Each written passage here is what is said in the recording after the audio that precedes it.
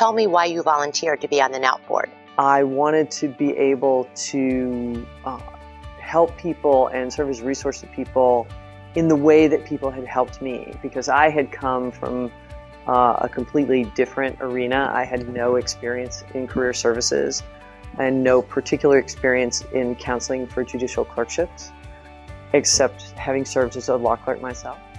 And I was astounded when I began at the generosity of fellow NALP members who had been more experienced. Tell me about the responsibilities and duties of being the NALP president. As the president, there are some travel commitments, and it's a longer term. It's a 3-year term, and creating the business plan is an important part of that first year. And it's really learning everything you need to know about the organization and about our sister or affiliate organization. So there was a lot to learn in that first year.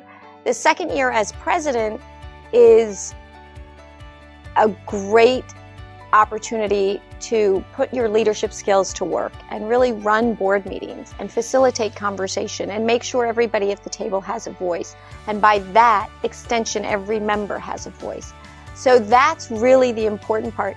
That was a tiring experience, but incredibly rewarding.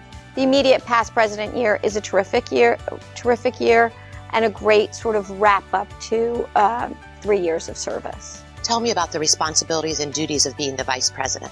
Most significant responsibility for the vice president is to serve as the chair of NALP's Regional Resource Council, which is a newly created leadership entity within NALP. What, if any, adjustments did you have to make to your career or personal life to accommodate your NALP service? I gave up a lot of personal stuff, but then I gained a lot of personal stuff. I mean, the relationships with the board members, I now feel like I have all these, new friends in my life.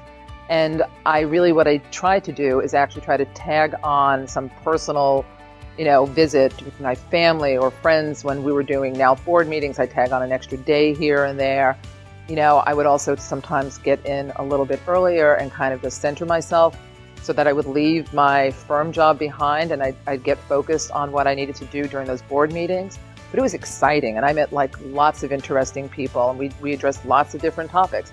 But it is a commitment. But one of the things that's really nice is that the NALP staff is completely behind you, 100%. I mean, there isn't anything that they're not helping you with, and they keep you focused and they keep you moving forward. The travel that you do for the NALP board is not extensive, but it is probably more, at least for those of us in law schools, it's more than we do in our day job. So that has been, that again has just required a little bit of adjustment in terms of sort of building in that time.